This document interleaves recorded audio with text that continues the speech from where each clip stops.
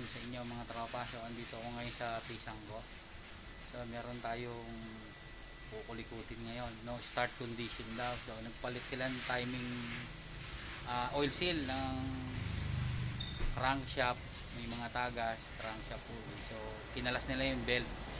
So ayaw kumandar, sala ang timing. So kaya kakalasin ulit natin. So ita-timing natin ng bago yung timing belt.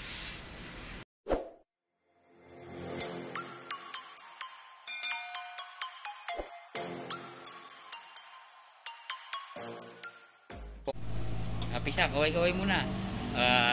Pinaka-pogi kong pisan. Cyclone 4G13 ba pisan? Oo, 4G13.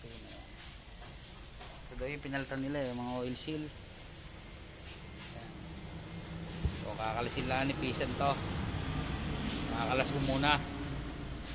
So si pisan ang kakalas at medyo galing trabaho pagod pa si Sir Mac.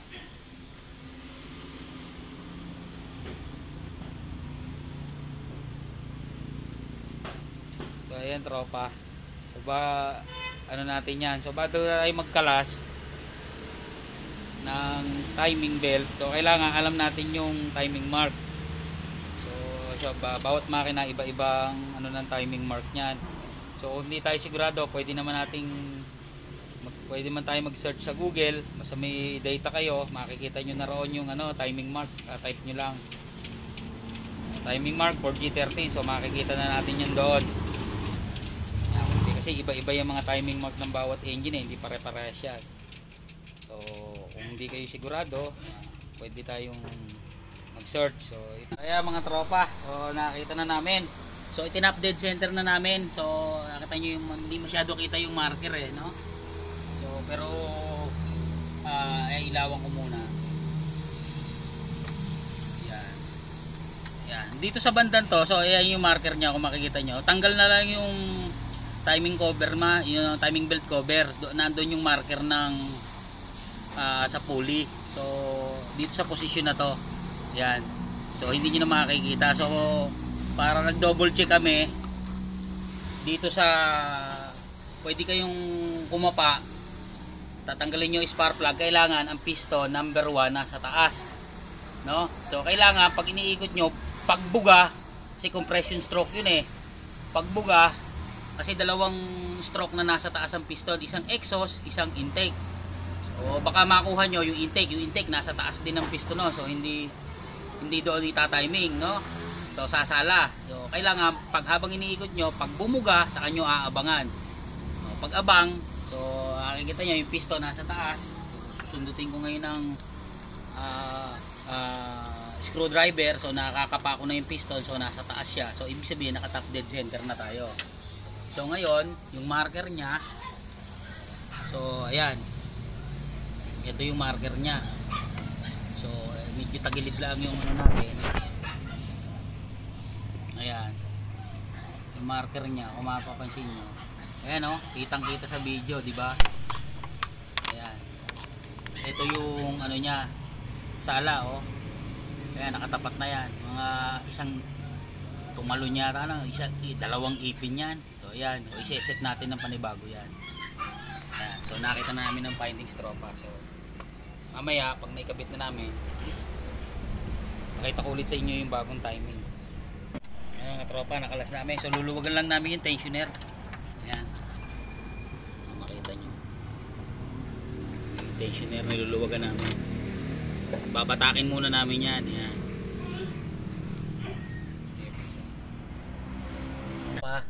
Yung tensioner niluluwagan namin, tapos binatak muna namin yan.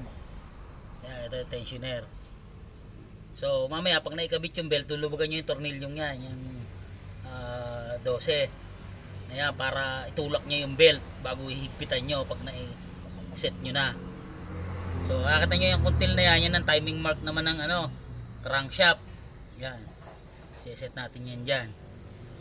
Sige tropa, yan yung kuntil na yan. Kaya mga tropa, so iseset naman namin yung timing mark ng So ayan, kung makikita nyo rin sa video, so tapat na siya ayan tinapat ko.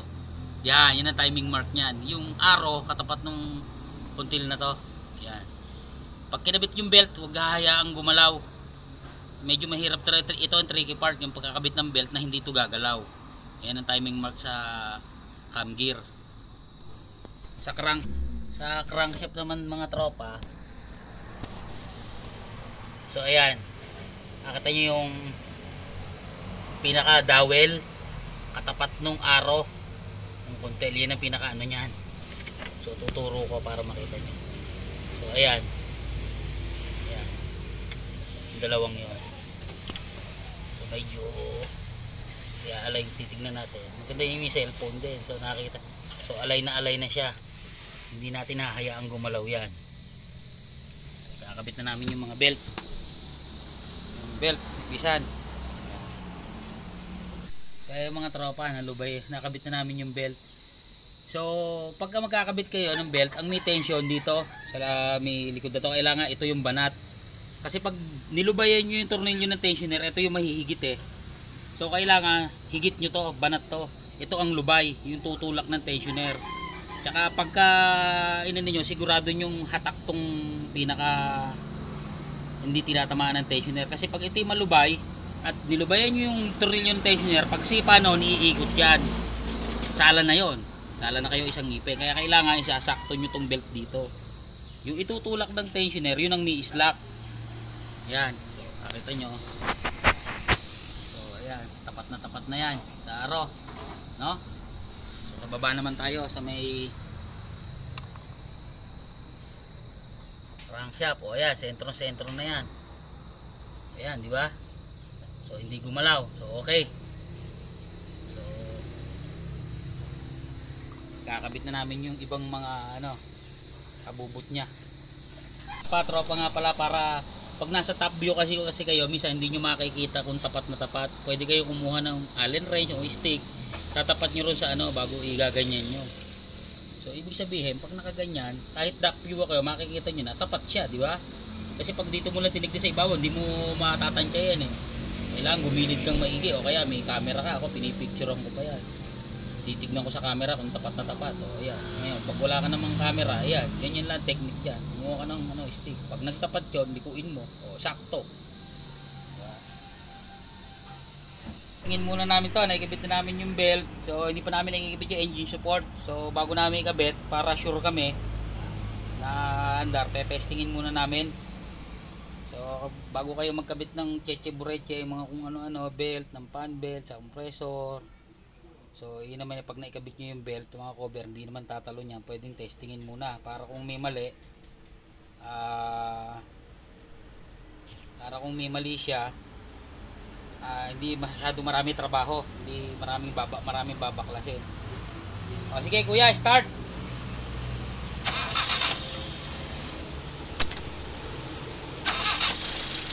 O yan, umandar siya, ayan, nagmi-minor na. So ibig sabihin, okay yung timing namin.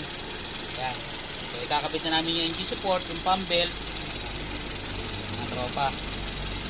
So yan, papakita ko mamaya sa inyo. Ito naman, papakita ko sa inyo naging issue pa nito.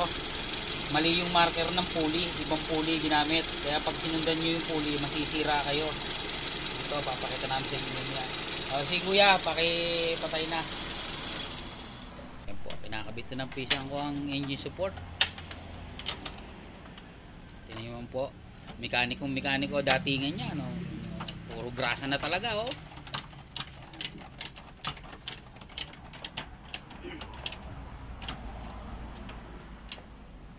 Po aking tiyo yung pinakagwapo, oh.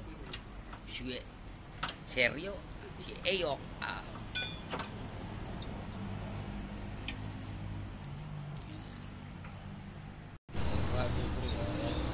Yeah, mga tropa, so maandar na siya. So yung findings namin, kaya sumublay si Pisan. So ayan, pakita ko sa inyo yung marker niya. Ayan, nakatama na yan. Pisa pakiilawan nga. Ayan, sa ibabaw lang. Ayan, nakatapat na yan, di ba? Ayan, tapat na yun doon. So dito, sa timing mark niya, ayan, dapat maigi. Ayan, tanaw ba? Pisa, ilawang maigi sa baba. Ayan, ayan, nakita nyo timing mark. Ayan, di ba? Kitang kita, oh. Yung timing mark.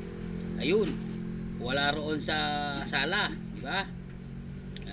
findings namin dyan, yung kanyang pulley hindi para sa kanya, iba, no? So yun, pagka nagkakalas ng belt, para sigurado tatap dead center nyo. Kakalas ito spark plug kailangan. So dalawang klase yan, ang nasa ibabaw ang piston, isang compression stroke pataas yun, tsaka isang exhaust nasa taas din yon. So habang iniikot nyo yung sigunyal, tatakpan nyo tong sa may cylinder head. Pag bumuga, ibig sabihin compression stroke yon. So ngayon doon nyo itatapat ngayon yung piston, iibabaw nyo yung piston sa top dead center. Yun, sure na kayo na naka top dead center kayo. Ayan, yung aral dyan, bago magkalas ng belt, siguraduhin naka top dead center yung marker kung tama bago magkalas, kasi umaandar siya. Kung sala yung marker, umaandar, ibig sabihin hindi yun yung tamang marker niya. So hindi namin magagamitan ng timing light dahil yung niya, marker niya sala. So pag itiniming namin yung, kasi ginalaw niya yung yung distributor, so matik yun, pag ginalaw niya sumala na. So kakapain na lang namin yon. Gagamitan namin ng tantiometer tsaka feeling gauge. Pakiramdaman na lang. So, ayan. Muna yung ating battery. Okay, start. Okay, bomba muna.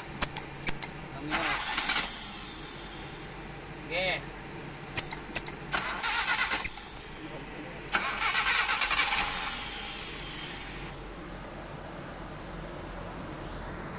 Muna.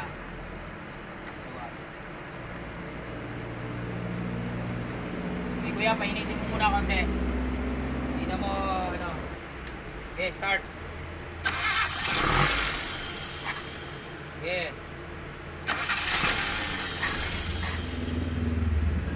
Okay.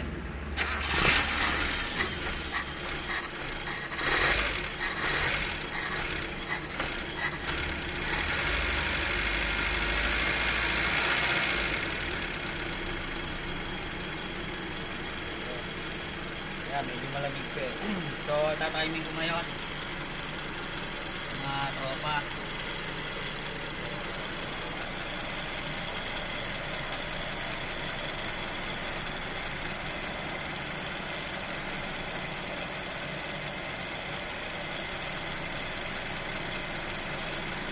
Ang timing niyan tropa, pag kinakapa nyo, pag tumataas ang minor, yun na pa-advance. Pag bumababa, gaya yan, nangangatal. Ibig sabihin delay yan. Yan. Dito kapisan. So ayun naman, hanggat maaari andun lang sa gitna. Hahanapin nyo yung gitna lang nung pinaka adjustment. Doon lang kayo maglalaro sa gitna niyan. Ngayon kumini siya. Yan, pag advance sa mga tropa, yan.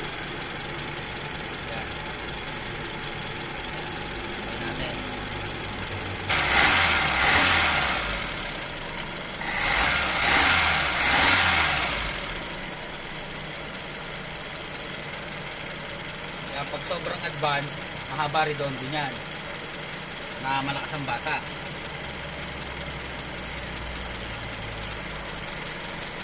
So, kuya, patayin mo muna. Patayin muna bago start. Sige, start mo. Gasa mo dalawa. Medyo mahaba ridon. Sige, patay. Natin konti. Sige kuya, start.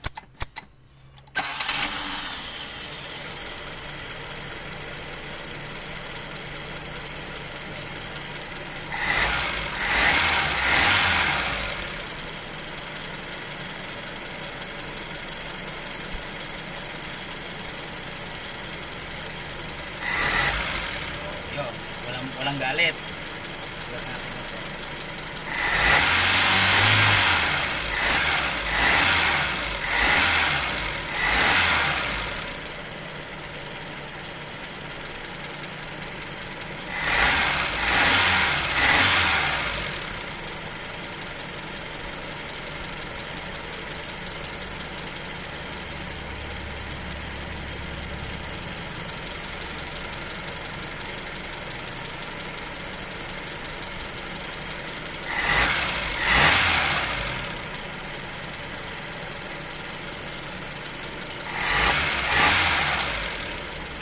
kuya, patay. Start.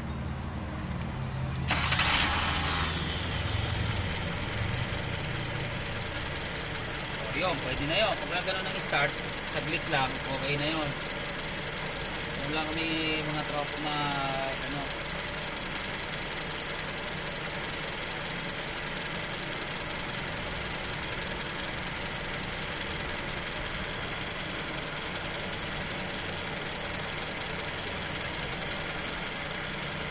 Okay, patay. Start ulit.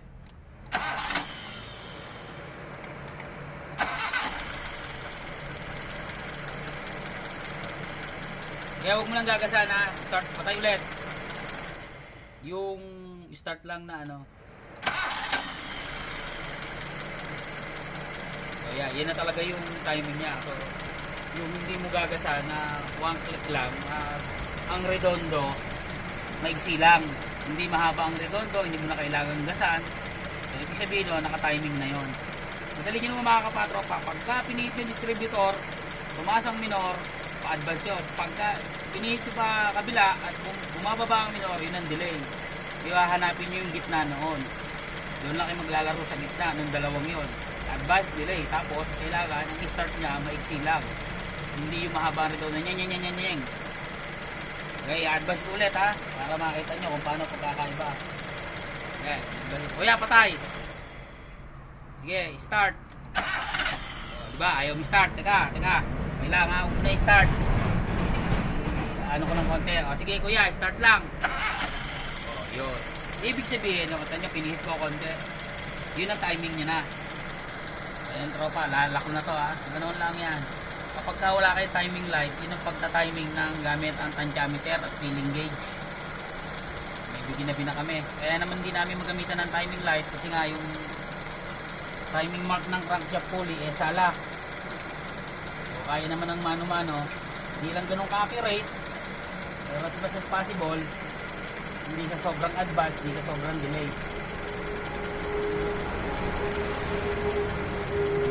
Pero much better na may timing light. Yun na lang ang problema, magpapalit pa kami ng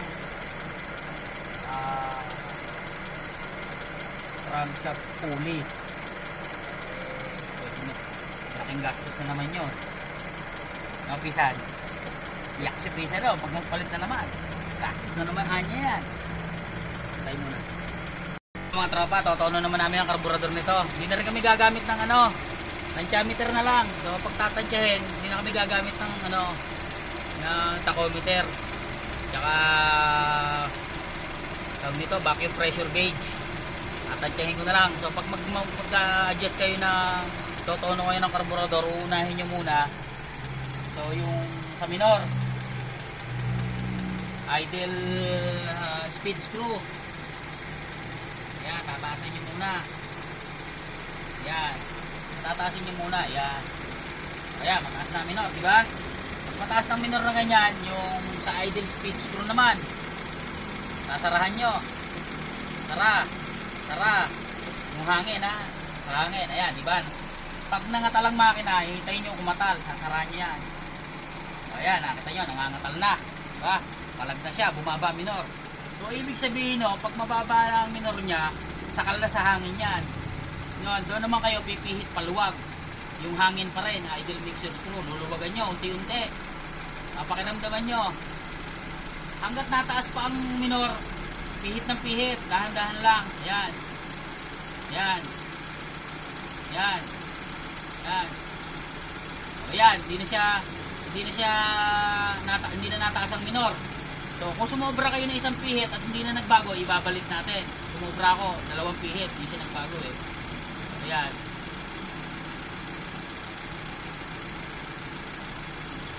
Ayan. Diba? So tapos na ako sa hangin. Diba? Tapos sa hangin. Sa minor naman ngayon. Sa minor, yung mataas ang minor niya, idle niya, nasa 1,000 yan. Bababaan nyo lang hanggang sa manginig. Yung nginig siya. So ito kasi medyo ano pa, kabli eh. Pisan yung ating 12, medyo batak yung kable. Duduwag ako muna. luwag na ako, hindi pa nababa minot. Luwag ako muna. Yan.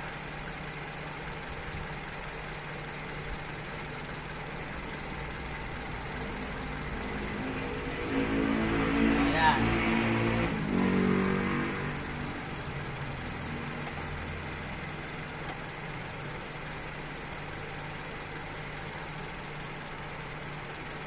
Ayan. Ngayon, nakita nyo, palag. Masyadong mababa yan. Na 600 RPM lang yan. Pwede nyo tignan yung makina. Okay, ihawakan nyo para maramdaman nyo mawawala yung palag. Tataasan nyo naman ngayon niya hanggang sa mawala yung natal niya.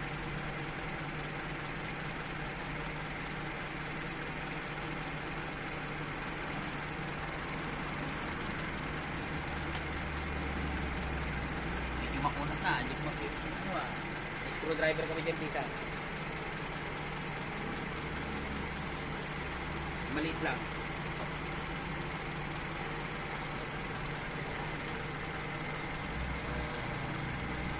Pinamapihit ng tunay ko eh. Unat mo. Ayan. Makakasot siya. Hindi sobra naman ako. Nakakasan ako.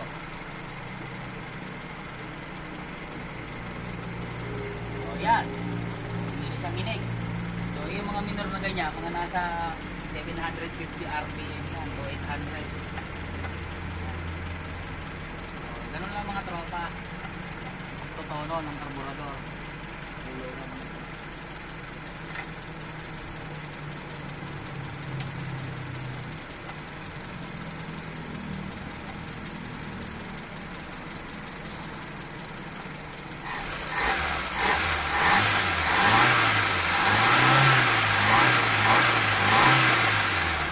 Walang kapalyo-palyo yan.